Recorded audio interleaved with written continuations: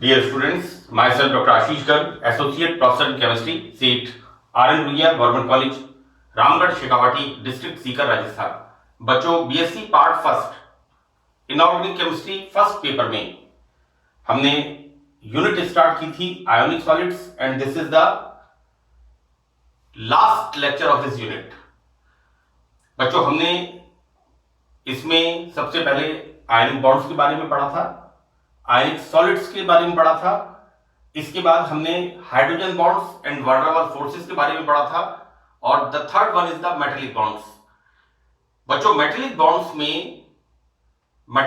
बड़े strong bonds होते हैं और मेटेलिक बॉन्ड्स के अंदर हमने मेटेलिक कैरेक्टर्स, मेटेलिक बॉन्ड की थ्योरीज हमने फर्स्ट पढ़ा था। Free electron theory given by the Drude and Lorentz 1900 and developed by the Lorentz 1916। Second theory हमने पढ़ी थी, इसके अंदर valence bond theory given by the Pauling, right. तीसरा थ्योरी, थर्ड थ्योरी बच्चों, this is the band theory और band theory से हम जो पहले की दो थ्योरीज हैं, free electron theory and valence bond theory, जिन धात्विक गुणों की हम व्याख्या नहीं कर पाते, वो बच्चों मैंने यहां पर लिखा है these 2 points कि इस सिद्धांत के आधार पर धातुओं के समस्त गुणों का स्पष्टीकरण हो जाता है। तो this theory is very important, this is the band theory. मैंने बच्चों इसको एक शॉर्ट फॉर्म में एक लेक्चर के अंदर लिखने की कोशिश की है, हालांकि ये फिजिक्स का पार्ट भी है, कंडक्टिविटी का पार्ट है और यहां पर बच्चों किस तरह से हम बैंड थ्योरी से मेटेलिक बॉन्ड्स को एक्सप्लेन करते हैं।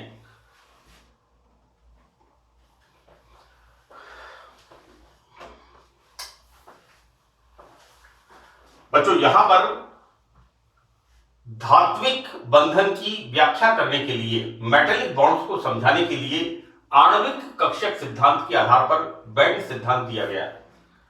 हम मॉलिक्यूलर ऑर्बिटल थ्योरी में हम क्या पढ़ते हैं, दिस इज द लिथियम के लिए बनाया मैंने, this is example, this is for the lithium crystal.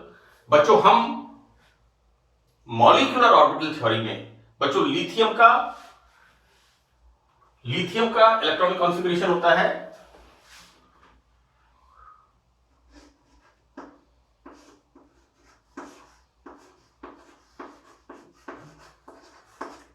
This is the electronic configuration lithium, atomic number 3 and lithium का बच्चों देखिए 1s2 2s1।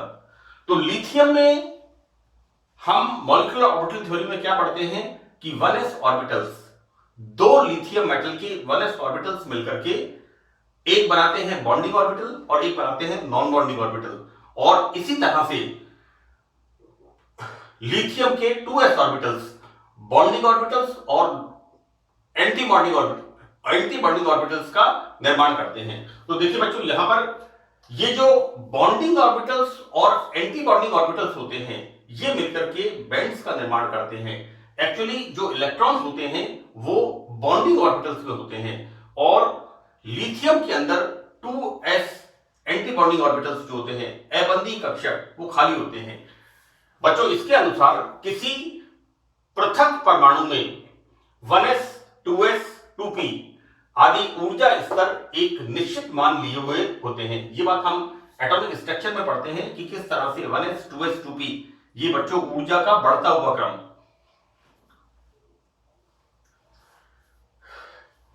यह परमाणु जब अन्य परमाणु के निकट आता है तो उसके कक्षक आपस में अतिव्यापन करते हैं और अतिव्यापन करके यहां पर एटॉमिक ऑर्बिटल्स जितने अणु कक्षक मॉलिक्यूलर ऑर्बिटल्स बनाते हैं। जैसा मैंने आपको बताया बच्चों कि दो लिथियम जब नजदीक आते हैं तो यहां पर जितने एक लिथियम के ऑर्बिटल होते हैं उतने दूसरे लिथियम के ऑर्बिटल होते हैं और ये मिलकर के उतनी ही संख्या में मॉलिक्यूलर ऑर्बिटल्स का फॉर्मेशन करते हैं। बच्चों, परमाणु कक्षकों की संख्या जितनी ज्यादा होती है, जितनी कम होती है, परमाणु कक्षकों की संख्या जितनी कम होती है तो उनसे निर्मित मॉलिक्यूलर ऑर्बिटल्स की ऊर्जा अंतर अधिक होता है। बच्चों, ऐसा होता है कि देखिए, जैसा मॉलिक्यूलर ऑर्बिटल थ्योरी के बारे में मैं आपको आगे पढ़ाऊंगा, लेकिन मॉलिक्यूलर ऑर्बिटल थ्योरी आप लोगों ने 12th क्लास के अंदर काफी डिटेल में पढ़ी है।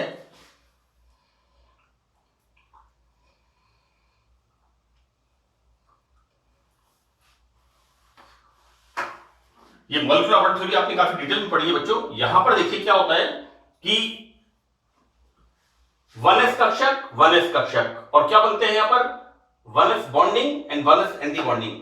इसी तरह से लिथियम के 2s कक्षक और 2s कक्षक क्या फॉर्मेशन करते हैं 2s bonding and 2s anti bonding. ये बच्चों एलिमेंट्री जो मॉलिक्यूलर ऑर्बिटल थ्योरी है ये आप लोगों ने 12th क्लास में इसको पढ़ा है। यहां पर जितनी कम संख्या में परमाणु कक्षक होते हैं तो उतनी ही कम संख्या में अणु कक्षकों का निर्माण होता है और यहां पर ऊर्जा अंतर भी अधिक होता है। लेकिन जैसे जैसे परमाणु कक्षकों की संख्या बढ़ती जाती है यह अंतर कम होता चला जाता है और एक ठोस क्रिस्टल में बच्चों number of atoms in the solid crystal, तो यहां पर एक ठोस क्रिस्टल में इतने अधिक परमाणु होते हैं कि उनके कक्षकों के अति व्यापन से ओवरलैपिंग से निर्मित अणु कक्षक आपस में इतने पास आ जाते हैं कि उनके बीच ऊर्जा अंतर नगण्य हो जाता है। बच्चों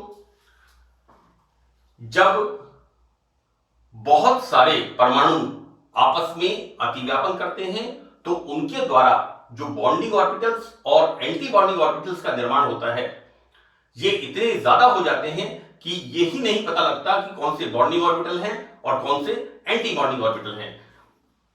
यानी इनका जो डिफरेंस एनर्जी का है वो बिल्कुल नेग्लिजिबल नगण्य हो जाता है और कक्षकों के इस प्रकार के समूह को हम कहते हैं बैंड। इसलिए इस सिद्धांत को दिया गया बैंड थ्योरी। बेसिकली ये जो कक्षक हैं ये बैंड्स ऑफ एनर्जी लेवल्स। बच्चों ये कक्षक हैं आणविक कक्षक मॉलिक्यूलर ऑर्बिटल्स, राइट। और यहां पर बॉन्डिंग और एंटी बॉन्डिंग ऑर्बिटल्स आपस में मिले हुए होते हैं और एक पट्टी का निर्माण होता है, इसलिए इसको एक बैंड का निर्माण होता है। इसलिए इस सिद्धांत को बैंड थ्योरी का हमें बताया गया। बच्चों यहां पर नंबर ऑफ मॉलिक्यूलर ऑर्बिटल्स 1 और अगर 2 हैं तो बॉन्डिंग एंटी बॉन्डिंग। इसी तरह से 4 अगर ऑर्बिटल्स हैं then these are the 4 orbitals. 8 अगर हैं तो विल राइट लाइक दिस,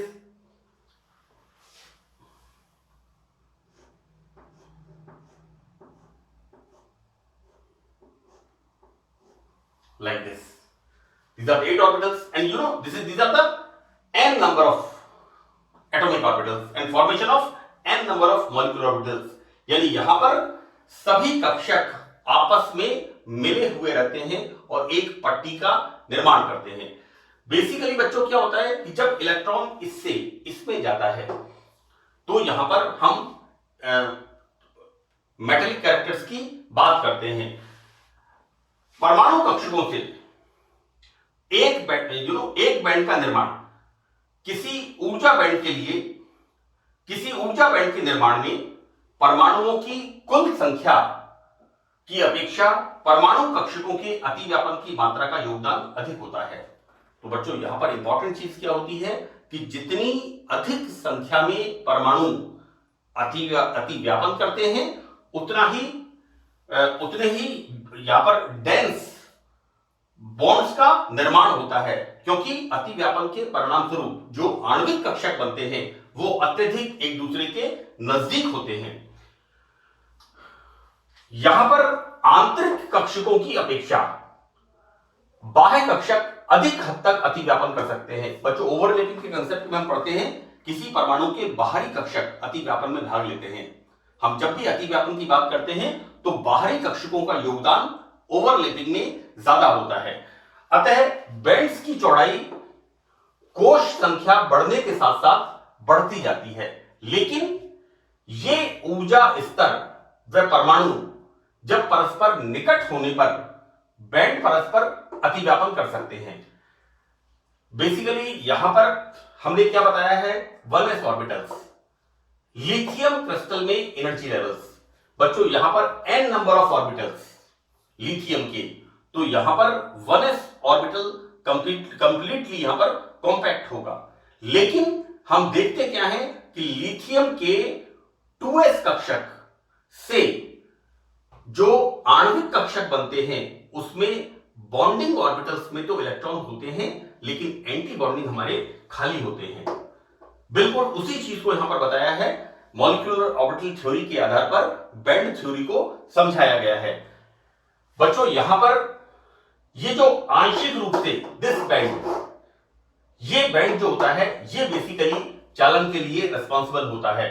आंशिक रूप से भरे हुए बैंड चालन बैंड कहलाते हैं, और पूर्ण रूप से भरे अंतिम बैंड जो चालक बैंड के नीचे होता है को हम वैलेंस बैंड, और यहां पर दो बच्चों ये जो इनके बीच का जो गैप होता है इसको हम कहते हैं forbidden zone.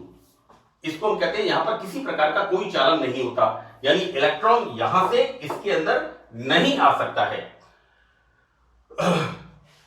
This is the forbidden zone, क्योंकि इस क्षेत्र में इलेक्ट्रॉन नहीं पाया जाता है। तो बेसिकली होता यह है बच्चों कि यहां पर 1s ऑर्बिटल लिथियम मेटल के n number of lithium metal के मिलकर के ये एक कंप्लीटली फिल्ड 1s ऑर्बिटल। बच्चों लिथियम से दो तरह के कक्षक बनेंगे, दो लिथियम से एक बनेगा बॉन्डिंग ऑर्बिटल और दूसरा बनेगा एंटी बॉन्डिंग ऑर्बिटल। और हम क्या देखते हैं कि लिथियम के अंदर बॉन्डिंग ऑर्बिटल एवं एंटी बॉन्डिंग ऑर्बिटल दोनों के अंदर इलेक्ट्रॉन होते हैं, इसलिए ये कंप्लीटली फिल्ड होता है। इसको मैंने डार्क करके दिखाया है। लेकिन जो 2s कक्षक होते हैं, तो 2s कक्षक में चूंकि एक इलेक्ट्रॉन होता है, इसलिए यहां पर बॉन्डिंग ऑर्बिटल में तो इलेक्ट्रॉन होते हैं, लेकिन एंटी बॉन्डिंग ऑर्बिटल से जो बैंड बनता है वो खाली होता है। और ये बच्चों चालन के लिए, कंडक्शन के लिए रेस्पॉन्सिबल होता है। बच्चों this is the completely filled. इसको लिखा है नॉन कंडक्शन बैंड, इसे हम कह सकते हैं अचालक पट्टी का। और ये वाला बच्चों this is the half filled 2s bond. यहां पर बॉन्डिंग ऑर्बिटल में इलेक्ट्रॉन है, लेकिन एंटी बॉन्डिंग यहां पर खाली है। तो बच्चों हम जो बात करते हैं कि धात्विक चमक, इसका इलेक्ट्रॉन प्रकाश से या विजिबल रीजन से लाइट एब्जॉर्ब करके हायर एनर्जी लेवल में जाता है, और जब वापस लौटता है हम कहते हैं मेटेलिक लस्ट्री, राइट।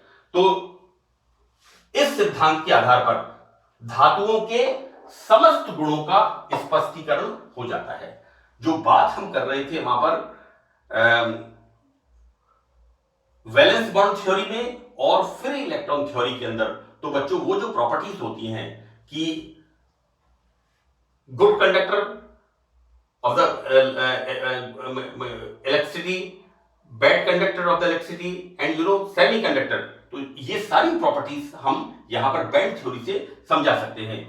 यहां पर बच्चों अर्ध भरी हुई चालकता पट्टियां ये वाली में इलेक्ट्रॉन्स का मुक्त रूप से विचरण करते हैं, अतः धातुएं विद्युत और ऊष्मा की सुचालक होती हैं, right. Thermal conductivity and electrical conductivity, इसको बच्चों हम यहां पर इस हाफ फील्ड बैंड से समझा सकते हैं। सेकंड बच्चों यहां पर कि प्रकाश से ऊर्जा पाकर इलेक्ट्रॉन उत्तेजित होकर उच्च ऊर्जा की रिक्त पट्टियों में चले जाते हैं। यहां पर जब विजिबल रीजन से लाइट इसमें गिरती है, तो बच्चों यहां से इलेक्ट्रॉन्स एक्साइट होकर के हायर एनर्जी लेवल में चले जाते हैं, और जब वहां से वापस वैलेंस पट्टी में आते हैं, यहां से वापस जब इसमें आते हैं तो ऊर्जा उत्सर्जित होती है और उसमें धात्विक चमक पैदा होती है। तो बच्चों मैंने यहां पर बीएससी पार्ट फर्स्ट में जो आपका टॉपिक है बैंड थ्योरी, उसको मैंने थोड़ा कॉम्पैक्ट करके यहां पर मैटर को लिख करके समझाने की कोशिश की है। और देखो बेटा ऐसा है कि इसके अंदर जैसा हमने शुरू से पढ़ा है कि बॉन्ड्स जब बनते हैं, तो पहले हमने इस पे पढ़ा आयनिक बॉन्ड्स के बारे में, राइट। और प्रीवियस क्लासेस में आपने अनेक प्रकार के बॉन्ड्स का आपने वर्णन पढ़ा है। देखो पहले प्रकार के हमने पढ़े हैं आयनिक बॉन्ड्स। तो आयनिक बॉन्ड्स पे क्या होता है, आयनिक बॉन्ड्स आयंस के बीच में होते हैं, यानी धनायन और ऋणायन के बीच में जो बॉन्ड्स होते हैं उन्हें हम आयनिक बॉन्ड्स कहते हैं। धनायनों का निर्माण इलेक्ट्रॉन के त्यागने से होता है और ऋणायन का निर्माण इलेक्ट्रॉन्स के एक्सेप्ट करने से होता है, और आयनों के ऊपर जो धनावेश होता है वो जितने इलेक्ट्रॉन त्यागता है उतना उसके ऊपर धनावेश होता है, और इसी प्रकार ऋणायन जितने इलेक्ट्रॉन स्वीकार करता है उतने उसके ऊपर ऋणावेश होता है। इसको हम कहते हैं इसकी इलेक्ट्रोवैलेंसी। और आयनों के बीच में जो स्थिर वैद्युत आकर्षण बल होते हैं उसके फलस्वरूप आयनिक बॉन्ड्स का निर्माण होता है। बेसिकली बॉन्ड बनने के पीछे जो थ्योरी है वो ये होती है कि प्रत्येक एलिमेंट अपना ऑक्टेट कंप्लीट करने की कोशिश करता है, अष्टक पूर्ण करने की कोशिश करता है। दूसरा पॉइंट इसके अंदर आता है संयोजकता बंध सिद्धांत, वैलेंस बॉन्ड थ्योरी। तो बच्चों देखिए, वैलेंस बॉन्ड थ्योरी के अंदर प्रत्येक परमाणु बराबर संख्या में इलेक्ट्रॉन्स का साझा करते हैं और अपना ऑक्टेट कंप्लीट करते हैं।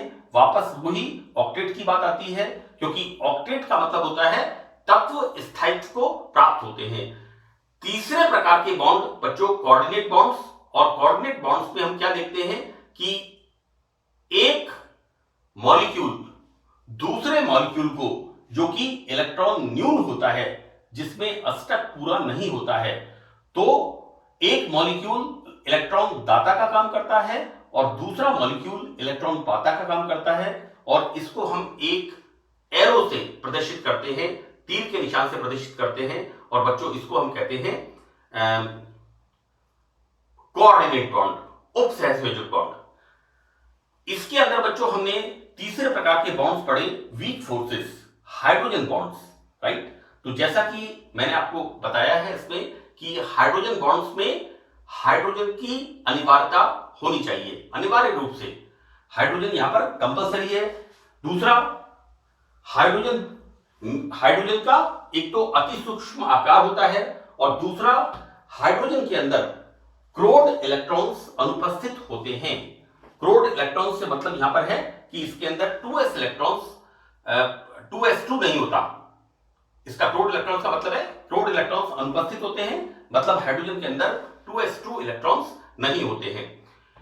यहां पर हाइड्रोजन दो विद्युत ऋणी परमाणुओं के बीच में एक सेतु का काम करता है, और मैंने यहां पर हाइड्रोजन बॉन्ड्स को डॉटेड लाइन से दिखाया है कि किस तरह से यहां पर अनेक प्रकार की यौगिकों में अंतर अणु और अंतः अणु, इंटरमॉलिक्यूलर एवं इंट्रामॉलिक्यूलर हाइड्रोजन बॉन्ड्स का फॉर्मेशन होता है।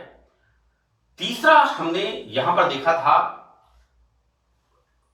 वान डेर वाल्स फोर्सेस के बारे में, राइट। तो देखिए बच्चों, वान डेर वाल्स फोर्सेस के अंदर हमने क्या देखा कि गैसेस के अणु या ऐसे मॉलिक्यूल्स जो कि स्टेबल होते हैं, उनके अंदर किसी भी रीजन से चार्ज का सेपरेशन होता है, और चार्ज का मैंने बहुत सारे रीजन वहां पर बताए हैं, प्रेरित द्विध्रुव, स्थायी द्विध्रुव, अनेक स्टेबल डायपोल जो कंपाउंड्स होते हैं, डाइपोलर कंपाउंड्स होते हैं, उनके अंदर हाइड्रोजन बॉन्ड का फॉर्मेशन होता है। तो बच्चों, this is the last topic of this chapter.